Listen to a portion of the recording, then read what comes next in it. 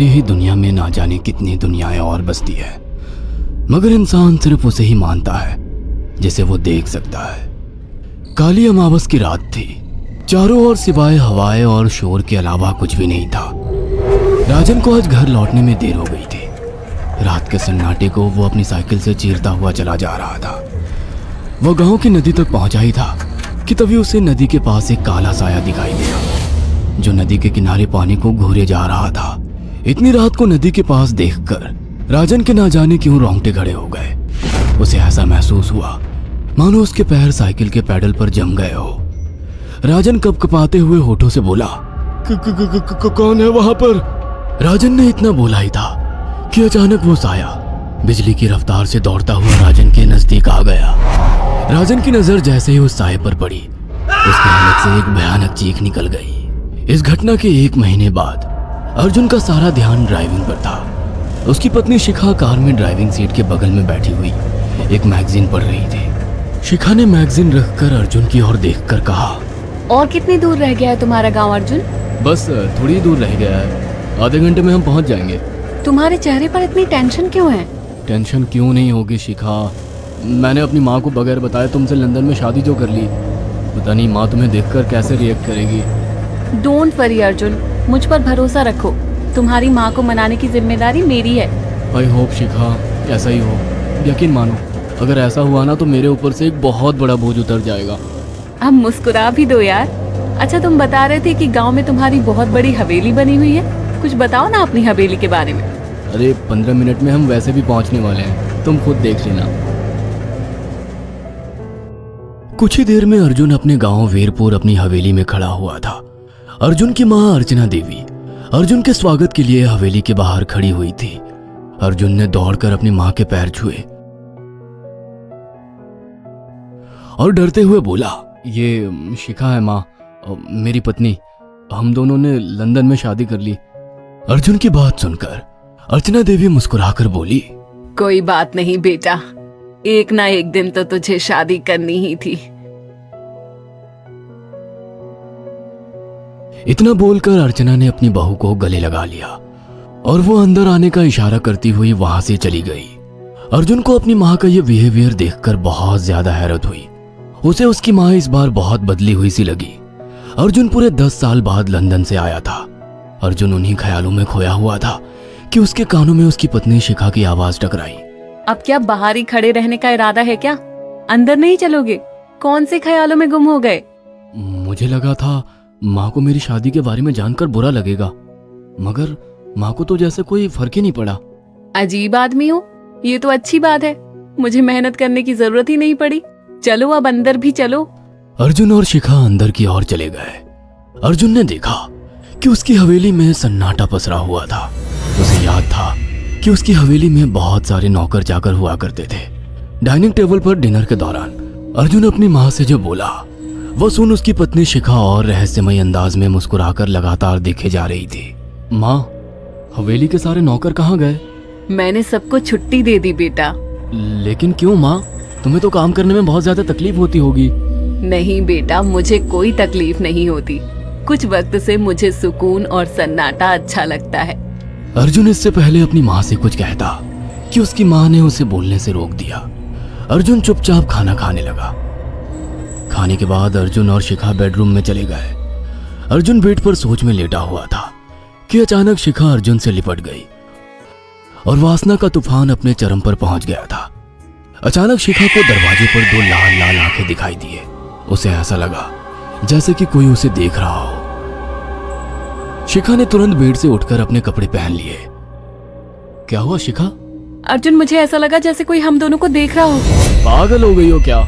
हवेली में सन्नाटा पसरा हुआ है, एक भी नौकर चाकर नहीं है। तुम्हें वहम हुआ होगा। तुमने तो सारा मूड खराब कर दिया शिखा, अब सो जाओ। उस रात अर्जुन तो गहरी नींद में सो गया, मगर शिखा की आंखों से नींद कोसों दूर थी। अगली सुबह शिखा जल्दी उठकर किचन की ओर चली गई, मगर उसने देखा कि उसकी सास अर्चना नाश्ता तैयार कर चुकी थी। माँ, आपने तकलीफ क्यों की? मुझे बुला लेती आप। शिखा की बात सुनकर उसकी सास अजीब से अंदाज में शिखा की ओर देखने लगी। उनके देखने के अंदाज में पता नहीं ऐसा क्या था कि शिखा को अपने रोंगटे खड़े होते हुए महसूस हुए। अर्चना धीरे धीरे करीब कदमों से शिखा के करीब आकर बोली, कोई बात नहीं बेटी, तुम्हें अब यहीं रहना है। तुम सिर्फ मेरे बेटे के साथ प्यार से रहो और जल्दी से मुझे एक पोता दे दो। काम की चिंता मत करो, वो सब मैं कर लूंगी। कुछ ही दिनों के बाद अर्चना गर्भवती हो गई।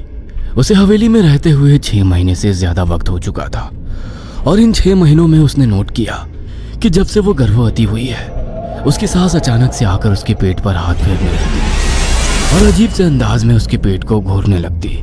शिखा ने तंग आकर अर्जुन से कहा, अर्जुन, मुझे तुम्हारी माँ का बिहेवियर बड़ा अजीब लगता है। तुम्हारी माँ जब देखो मेरे पेट पर आकर हाथ फेरती रहती है। अरे माँ को अपने पोते के आने का बेसब्री से इंतजार है शिखा, इसमें अजीब लगने वाली क्या बात है? मैं तुम्हें कैसे समझाऊं? मैंने माँ की आंखों में एक अजीब सी चमक देखी है। कैसी चमक? शिखा के मुंह से अचानक से एक अल्फाज निकल गया, जैसे किसी डायन की आंखों में होती है। शिखा की बात सुनकर अर्जुन का गुस्सा 7वें आसमान पर पहुंच गया। वो गुस्से से चीखते हुए बोला, खबरदार शिखा, आगे एक शब्द मेरी माँ के खिलाफ मत निकालना, नहीं तो मुझसे बुरा कोई नहीं होगा। तुम्हें शर्म आनी चाहिए शिखा। जब से तुम यहाँ पर आई हो तब से मेरी माँ तुम्हारी कितनी चिंता करती है। वह तुम्हें समय से खुद नाश्ता बनाकर देती है, खाना देती है, यहाँ तक कि हवेली की साफ सफाई भी वो अकेली करती है। क्या बोलूं अब तुमसे, शर्म आती है मुझे तुम्हें अपनी पत्नी कहते हुए। इतना कहकर अर्जुन गुस्से से कमरे से निकल गया। शिखा अर्जुन से बहुत कुछ कहना चाहती थी मगर कह नहीं पाई। उसने महसूस किया था कि चाहे कितनी भी तेज आंधी और तूफान आए, मगर हवेली के अंदर धूल की एक परत तक नहीं जमती थी और दिन ब दिन अर्चना के चेहरे की झुर्रियां कम होती जा रही थी। ऐसा लगता था मानो वो जवान हो रही हो। शिखा के अब 9 महीने कंप्लीट हो चुके थे और एक रात अचानक उसे प्रेगनेंसी पेन होने लगे। वो दर्द से तड़पने लगी। ये देखकर अर्जुन घबरा गया। वो दौड़ा दौड़ा माँ को बुलाकर लाया और बोला, माँ, हमें तुरंत शिखा को किसी अच्छे हॉस्पिटल में एडमिट कराना होगा। अर्जुन ने देखा कि उसकी माँ ने उसकी बात को सुना ही नहीं। वो तो बस शिखा के गर्भ की ओर आंखें फाड़ फाड़ कर देखी जा रही थी। अर्जुन एक बार चिल्लाकर कहा, माँ, हमें शिखा को इसी वक्त हॉस्पिटल में एडमिट कराना होगा। नहीं, शिखा की डिलीवरी हॉस्पिटल में नहीं, इसी हवेली में होगी। लेकिन इस हवेली में आपके और मेरे अलावा कोई नहीं है। तभी शिखा दर्द से तड़पने लगी। अर्चना ने अपने बेटे को धक्के देकर कमरे से बाहर निकाल दिया और दरवाजा बंद कर लिया। अर्जुन हक्का बक्का रह गया। अर्जुन दौड़ता हुआ गांव की ओर गया। उसने देखा कि गांव में एक पेड़ के नीचे गांव के सभी बुजुर्ग इकट्ठे थे। उनके हाथों में जलती हुई मशालें थीं। अर्जुन उनके पास पहुंच गया और बोला, मेरी मदद कीजिए, मेरी बीवी को प्रेगनेंसी दर्द हो रहे हैं। आप प्लीज किसी दाई को बुला लीजिए, जितना पैसा चाहिए देने को मैं तैयार हूँ। तभी उसके कानों में गांव के सरपंच की आवाज टकराई, बेवकूफ लड़के, तू अपनी बीवी को एक डायन के यहाँ पर मरने के लिए छोड़ आया। क्या कहना चाहते हैं आप जानते हैं आप क्या कह रहे हैं? वही जो तू सुन रहा है। तेरी माँ एक डायन है। इन गांव वालों के हाथों में जो मशाले देख रहा है ना, हम तेरी ही हवेली में आग लगाने जा रहे थे। तेरी माँ ने इस गांव में ना जाने कितने नौजवानों को मार कर खाया है। तेरी माँ एक डायन है। लगता है आपका दिमाग खराब हो गया है। आप जानते भी हैं मैं कौन हूँ? हाँ, मैं जानता हूँ। तू ठाकुर धीरेन्द्र प्रताप का बेटा है।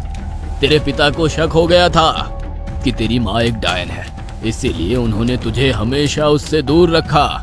पहले तेरी माँ ने तेरे पिता को मारा और धीरे धीरे करके वह हवेली के सारे नौकरों को मार कर खा गई और फिर गांव वालों को भी मारने लगी। और अब तो तेरे होने वाले बच्चे को खाएगी, क्योंकि डायन को नवजात शिशु का मांस खाना बहुत पसंद होता है। अगर मेरी बात पर यकीन नहीं है तो चलकर मेरे साथ तो खुद अपनी आंखों से देख ले। इतना कहकर सरपंच अर्जुन को लेकर हवेली की ओर चल पड़ा। उसके पीछे कई लोग थे जो जलती मशाले पकड़े हुए थे। हवेली के अंदर घुसकर उन्होंने उस कमरे के दरवाजे को तोड़ दिया जहां पर शिखा थी।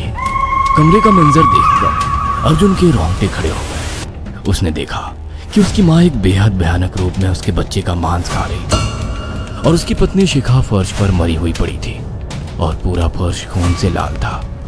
अर्जुन को अपनी आंखों पर यकीन नहीं आ रहा था कि तभी उसकी माँ उसके ऊपर झपटी। सरपंच ने चीखकर कहा, अरे इस डायन को आग लगा दो, जिंदा जला दो इसे और साथ ही इस हवेली को भी। सभी लोगों ने जलती हुई मशालें डायन के ऊपर फेंक दी। देखते ही देखते डायन दर्द से चीखने और चिल्लाने लगी और कुछ ही देर में वो जलकर राख हो गई। हवेली में आग लगते ही सभी लोग अर्जुन को खींचकर बाहर ले आए। अगले दिन अर्जुन अपनी पत्नी की यादें साथ लेकर आंखों में आंसू लिए दोबारा लंदन वापस चला गया। अगर आप